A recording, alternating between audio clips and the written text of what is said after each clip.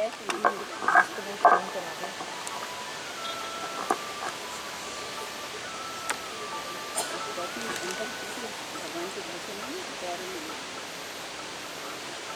जी की वाणी है क्यों के ऊपर। भगवान जी की वाणी है क्यों के ऊपर।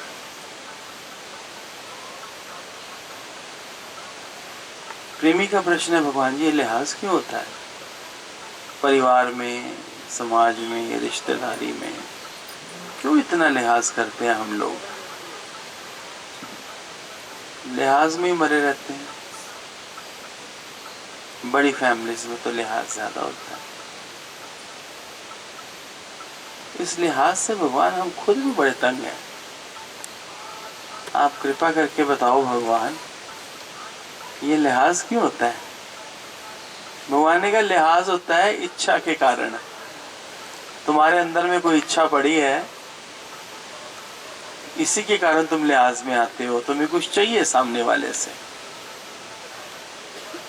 ये इच्छा ही जीव को लिहाज में लेके आती है। सूक्ष्म में अंदर में इच्छा की बिल्ली पड़ी है।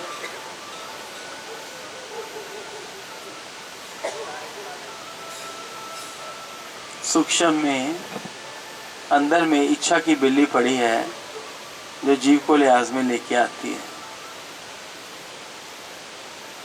तुमको इतना पत्थर रखना पड़ेगा निश्चय का कि मैं आत्मा हूं, तो फिर डर लिहाज किसका।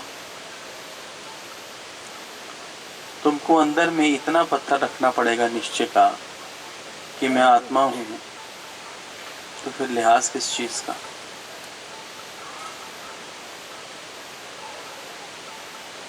कौन कौन लिहाज में आता है, हैंड्स रेज करो अपने अपने। कौन कौन लिहाज में। अब भगवान जी बोल रहे हैं कि लिहाज इसलिए आता है कि हमको अंदर में इच्छा है, हमको कोई ना कोई कुछ चाहिए उससे, तभी हम लिहाज में आते हैं। क्या भगवान जी की ये बात सही है। राइट।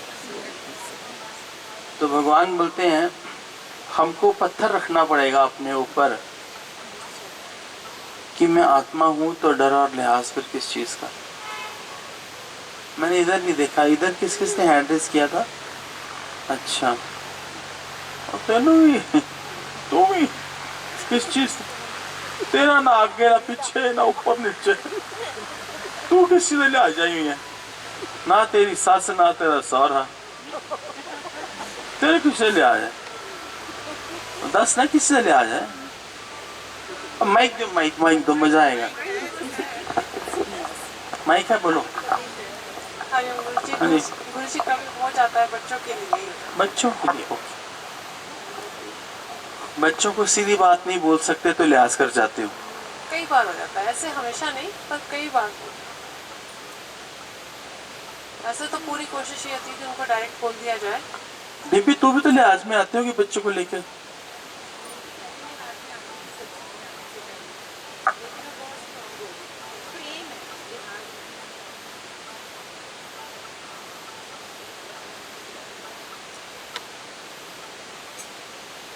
तुमको इतना पत्थर, भगवान ने पत्थर क्यों बोला। तुमको इतना पत्थर रखना पड़ेगा आत्मा का, तो फिर डर और लिहाज क्या है कि मैं आत्मा हूं, तो डर और लिहाज किस चीज का। माइक पे बोलो, बाइक पे।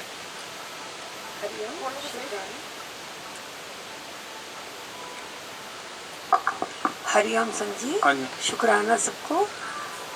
अगर आत्मा में है तो डर लिहाज बिल्कुल नहीं है। जब देह में होते हैं तब डर लिहाज होता है। देह की वजह से ही सारा विकार है, बाकी कुछ नहीं।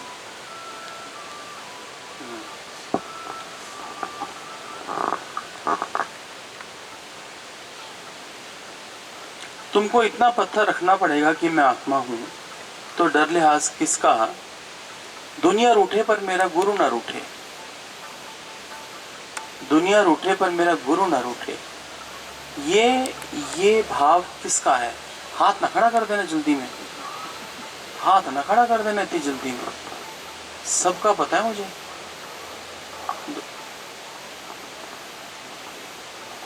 ये कौन है। अच्छा हाँ ये तो है। हाँ हाँ हिमलता मान गया, ठीक है। हेमलता झूठ नहीं बोल रही, ठीक है। ये कौन है? अच्छा ठीक, दबंग माता, ठीक। दुनिया रूठे पर मेरा गुरु ना रूठे, बहुत बड़ी बात है ये। गायत्री ऐसे देखा देखी हाथ नहीं उठाना। गायत्री ये नहीं गायत्री, ऐसे नहीं। लिहाजदारी कोई लिहाज है ही नहीं, कुछ चाहिए ही नहीं, कोई चाहिए ही नहीं कुछ। दुनिया रूठे पर मेरा गुरु ना रूठे। ला अभी तो जेठ भी दिख है, लड़का भी दिख है, अब तो सारा कुछ दिख है। ये तू कैसे हाथ कैसे खड़ा कर सकती है? तू हेमलता कर सकती है। गायत्री ये कोई बात थोड़ी है यार, सच्चा होने की जगह है ये, है नहीं? चलो कोई बात नहीं, देख लेंगे। नहीं तो चुप कर जा, तो हुने मैंने डेटा अनाउंस करके आई है, नवंबर दिया। ये मत रख लेना, ये मत मेरे जीजा जा रहा है साथ में, ये पड़ता ही तो लिहाजा मर जानिए। यही तो सारा रौला है, पड़ता है। क्या बताएगी तू मुझे?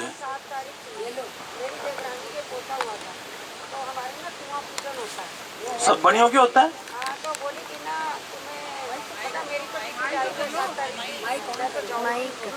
अरे इसमें क्या माइक माइक कर रहे हो? सुनने वाली बात ही क्या, कुआं पूजन की बात बता रही है। हाँ हाँ हाँ ऑनलाइन की बात लगा मुझे जाना है, हाँ, तो मैंने कहा तुम बुरा मानो या भला मानो, मुझे तो जाना। संजीव ने बिल्कुल पक्का हाँ, बहुत अच्छे। इसलिए उस बात को लेके मैंने कहा। और यही बात आप तो ढके रहना होता है, पति की भी सबकी थोड़ी बहुत तो सुननी चाहिए। वो तो मर्यादा सर्वोप्रिय परिवार में है। और वैसे मन को अपना अंदर से यही भाव आता है कि मैं और मेरा संजय सबको देख लिया दुनिया में, सब स्वार्थ के प्यार और कुछ नहीं, तो बहुत पसंद है।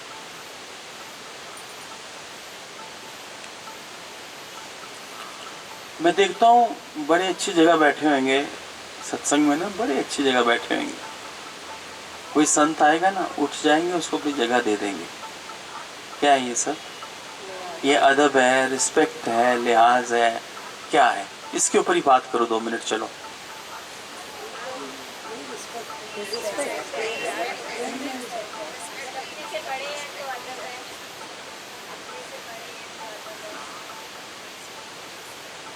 पास में बैठे होंगे ऐसे ना, चेयर पे बिल्कुल साथ बैठ के मौज ले रहे होंगे। कोई आएगा सत्संगी, को बुजुर्ग आ जाएगा, या कोई थोड़ा शरीर से ढीला संत आ जाएगा, तो उठ जाएंगे उसमें, आप बैठो। क्या है ये सब?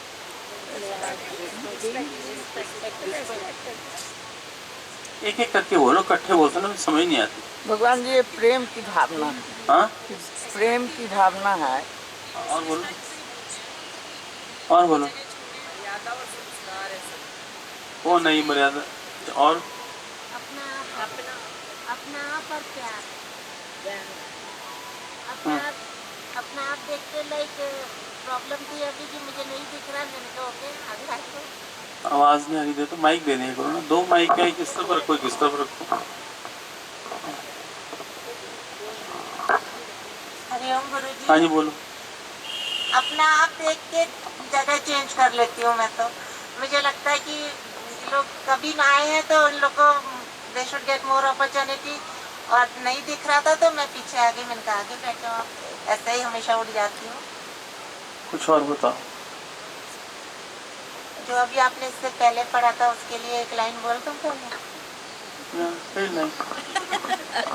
तेरे बिना कुछ चाह नहीं है, दुनिया की तो परवाह नहीं है, जग से तो कुछ चाह नहीं है, क्यों छोड़ा मझधार कन्हैया, ले चल परली पार कन्हैया, ले चल परली पार।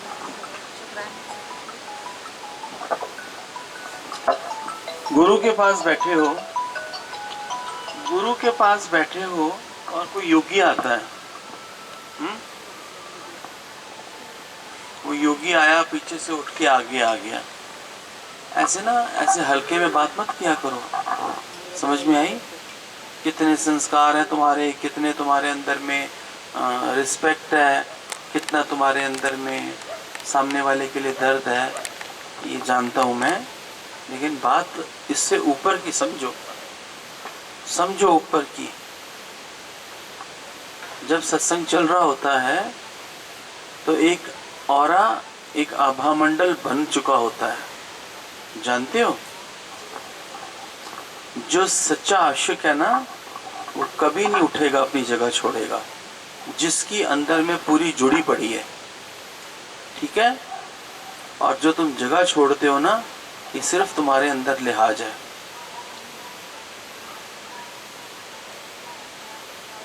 समझ नहीं आ रही तुमको बात ये?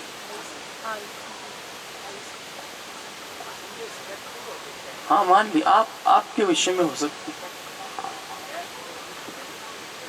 हाँ लीजिए लीजिए, हाँ लीजिए लीजिए लीजिए। तो यंग हो, बेटा हो, छोटा भाई हो, अगर कोई ऐसा आता है तो डेफिनेटली जो आप बता रहे हो वैसे ही उसको सुनो एक बात बड़े ध्यान से। हाँ जी, मैं भी पिता हूँ, मैं भी भाई हूँ, मैं भी सारे संबंधों वाला हूँ। मेरे लिए अगर कोई उठता है तो मुझे अप्रिसिएशन नहीं होती। मैं कहता हूँ आराम से बैठी, मैं लेट आया हूँ ना जी, मैं पीछे बैठूंगा। मैं लेट आया हूँ और मैं आगे की कुर्सी पे आके बैठूँ, ये सामने वाला मुझे इज्जत दे रहा है और मैं इज्जत ले रहा हूँ। मैं इज्जत कैसे ले सकता हूँ? मैं इज्जत कैसे ले सकता हूँ? आप इज्जत ले बात को समझिए आप। मैं एक बार इज्जत ले लूं, चलो ले ली, 2 बार ले लूं, ले ली, मेरी तो हैबिट हो जाएगी कि मैं जाऊंगा, 4 लोग खड़े हो जाएंगे, मुझे आगे की जगह मिल जाएगी। ना मैं सुधरूंगा, ना वो सुधरेंगे, ना वो उस परमात्मा के निश्चय में आ पाएंगे, क्योंकि उनको भी किसी ने बताया नहीं। और मैं भी अपनी मगरूरी में रहूंगा, अपने बड़प्पन में रहूंगा कि मुझे इज्जत मिल रही है, तो मेरा भी ज्ञान ढीला हो जाएगा और उनकी भी जीवन में उन्नति ना हो पाएगी। ये इतना आसान नहीं है बोलना यहाँ पर बैठकर कि तुम अपनी कुर्सी मत छोड़ा करो। ये प्योर लिहाज है। उठेगा वही जो जुड़ा नहीं होगा, वही सामने वाले को आगे जगह दे देगा, क्योंकि वो खुद ही नहीं जुड़ा हुआ। लेकिन जो जुड़ा हुआ है उसको मालूम है कि ये समय मेरे उद्धार का है, लिहाज का नहीं।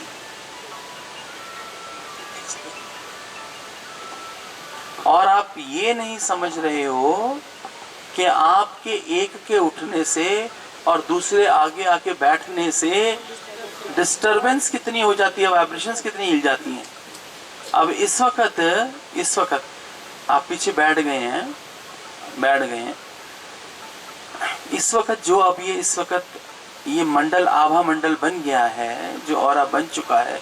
अभी तो सत्संग अभी तो स्टार्ट ही हुआ है। अब इस वक्त कोई आवे और ये बच्ची उठे और उसको जगह दे देवे, यहाँ कुर्सी लगी हुए, तो आप क्या सोचते हो, क्या वाइब्रेशन सेम रहेंगी?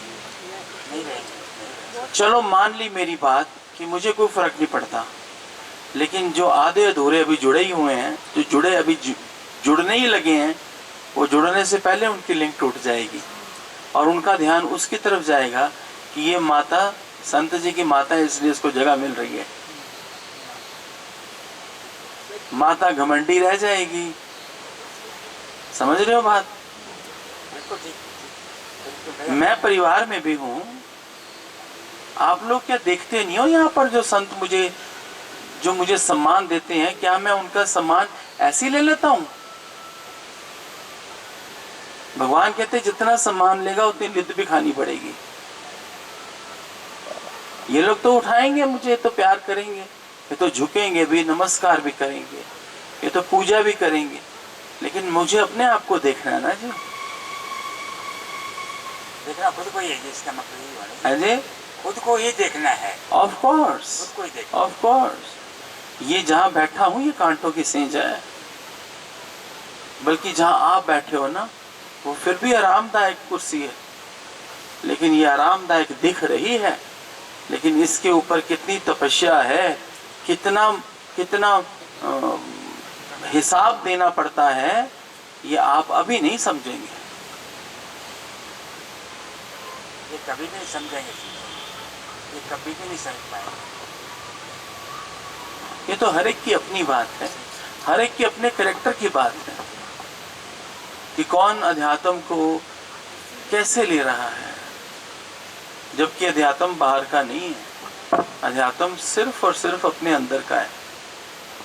बिल्कुल नॉर्मल होके बैठो, बिल्कुल नेचुरल होके बैठो। गुरु तो दादा लक्ष्मी भगवान ही है, हम सब तो एक हैं। ठीक है, आपने उनके दर्शन नहीं करे, आप उनसे सीधे परिचित नहीं हैं, तो आप इस शरीर को अंदर में रखो, लेकिन मुंह से बढ़ियाई करने की कोई लोड़ नहीं है। सर ऐसा था, दादा लक्ष्मी भगवान को किसी ने कभी देखा नहीं। हाँ जी, हम आपके स्वरूप में उनको देखते हैं, ठीक है, इट्स फाइन, आपने उनका स्वरूप देखते हैं। ठीक है, जो आप वाणी के थ्रू बोलते हैं, ठीक है, और वचन देखते हैं, वो अपने अंदर उतारने की कोशिश करते हैं। उसमें हो सकता है कहीं ना कहीं गलती भी होती होंगी, इसलिए कहता हूँ कि आप तक हम नहीं पहुँच पाएंगे, लेकिन कोशिश तो करके करिए। लेकिन एक बात है सिंगल साहब जी, हाँ जी, ये जो मन है ना, ये इतना चतुर है, ये 1 सेकंड लगाता है ऐसे कुछ उठाने में, ऐसे गुरु बनने में, ऐसा सुनाने वाला बनने में, ऐसा कीर्ति लेने में। ये 1 सेकंड लगाता है तुझे गिराने में। तो सामने वाला तो योगी बोलेगा गुरु जी, ठीक है ना, ये तो मेरे सतगुरु की इतनी कृपा है कि इसने कभी इस देह को कभी गुरु समझा ही नहीं। और ये बात अधूरे प्रेम वाला कभी ना समझ सकेगा, लेकिन जो पूरा जुड़ेगा उसको पूरा निश्चय होगा कि हाँ, ये देह गुरु नहीं है। हाँ, सामने वाले को भले गुरु लग रहा है, भले उसके लिए गुरु है, पर ये जो है ये खुद गुरु कभी नहीं है। ये जो पूरी आशिकी करेगा ना अंदर में, वो जानेगा।